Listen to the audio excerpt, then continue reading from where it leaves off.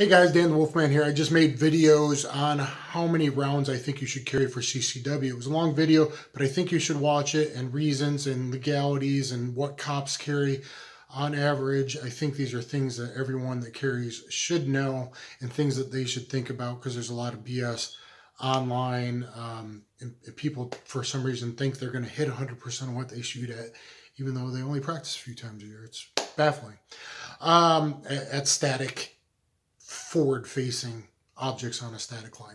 Anyway, right now I want to talk about reasons why to carry a backup reason. I have 7 reasons, more so than most people. I think you should look at it. I also wanted to show my new carry setup. Got the revolver here and got this in my new Don Hume left-hand holster. Don Hume's left-handed, I guess. So there's a lot of left-handed holsters for obscure guns that he actually makes. So if you're looking for left-handed holsters, guys, I'm not a lefty, but I'm a backup, and I try to train both almost equally. Look at Don Hume. It's a little stiff, but I'm liking it so far. So 7 reasons to carry backup. That's how I always train. Number 1, access to weapon based on whatever position you are in, such as seated, ability to put hand on gun in pocket when confronted or being robbed, as if you're going to give your wallet. I also have a small pistol in here right now. It's usually one or the other, not necessarily both. But I like being able to, in transitional spaces, walking from a car into a store, have my hand on gun. Or if I'm waiting somewhere or something's starting to look a little hanky, or in lines or whatever, I like being able to have hand on guns always the fastest. It's like 0.98 seconds to a draw as opposed to like 1.5. So that makes a big difference OTA loop wise. They can't react. You can get the counter ambush. So based on where the spatial relationship is compared to where the attackers show themselves, or access when the primary arm is busy grappling, fending a knife, or a battle of weapon retention. If you're battling over your gun here, you're pinned on the ground battling for your gun here, being able to access with your offside hand is uber important, whether it's offside hip or pocket or shoulder holster in a vertical. You could still use the left hand. I got a couple coming my way, or whatever. So mostly it's about spatial relationships. What if the robbers come in from your right? Are you going to be able to make a draw and move this way that might draw attention, versus, well, that's my primary, but now I can draw this hidden draw and make a counter ambush in my front side pocket or here. Okay, so this is empty firearm, but so that's reason number 1 that most people don't think of. Number 2, everyone says is number 1 is primary gun malfunctions. Slide out a battery. People don't think of that. Close encounters. Fights happen up close. They start up closer. They get up close. The guy tackles you. A double feed is really hard to clean. Drop magazine. Stuck cylinders. Yes, revolvers jam too, and they go down hard.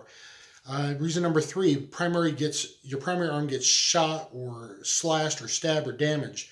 In real shootings and force on force, we see it all the time. The primary arm is what's in front of you, and this is, thousands of years of evolution. The eyes focus there at the threat, so that's where people get shot. If you look at the Miami shoot up, 2 or 3 of the agents got shot multiple times in the arm. The bad guy got shot multiple times, the main one in the arm. So your primary may get damaged. That happens all the time.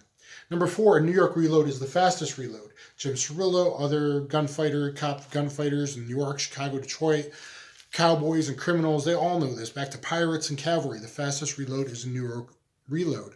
About 2 seconds for me, I did a video, New York reloads, comparing New York reload to speed loaders to speed strips. You might want to check that out, especially if you're a revolver guy.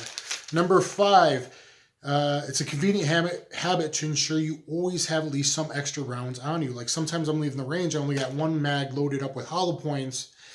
At least I still got something in my pocket.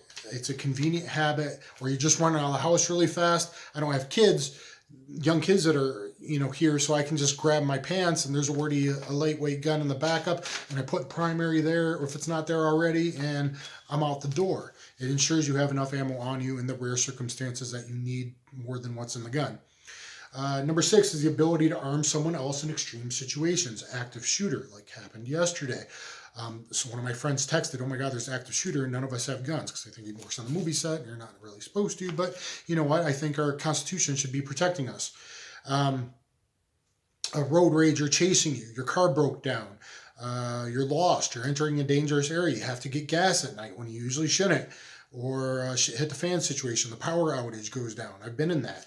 So you might need to arm somebody else. Number 7, regularly carrying a backup available to your offhand makes you practice both weak side shooting, weak hand only shooting, and weak hand only shooting reminds you to do primary only shooting, which most people do in shootouts, is they don't put 2 hands on the gun. They're carrying something else, or they just react and they do it.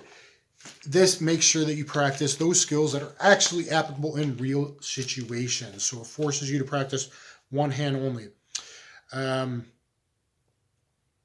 That happens all the time in defensive gun use. And then there's also +1, probably won't happen, but gonna throw it out there, Bad Boys 2 situation. You know, you got a bunch of guys in a road rage, there's 5 in a car, they hop out, they're construction workers or whatever. And they got a baseball bat, a tire, and whatnot, and you draw your gun on him, and he's like, well, that's not enough for all of us, Mr. Revolver Guy. And that's not going to deal with all of us. And you're like, don't worry, I got enough for everybody. You really think it's a good idea to mess with someone that carries 2 guns? Is that not intimidating? I'm not saying I recommend that in every situation, but I just wanted to throw it out there since, you know, I do some acting and stuff like that. It could happen. It could happen. I mean, if that's what stops you from having to shoot because you're backing up in cover and you're saying that, not that usually shooting one-handed is a good idea, especially offhand. I'm not saying you should necessarily dual wield, but if it stops the situation from escalating, if it backs people off that are gangbangers or whatever, and they're not necessarily intimidated by the side of the gun, like, what are you gonna do, homie? That ain't enough for all of us. You might shoot me, but my boys will get you. I had a guy that I knew. Turns out he was a coke dealer and he had 2 guys here. Yeah, he was a professional fighter. He's like, yeah, you may be better than me, but I can grapple you while these 2 guys stab you, and I'm backing up and dealing with that situation. That's a true story. So people do use intimidation tactics, and they do gang up with multiple opponents.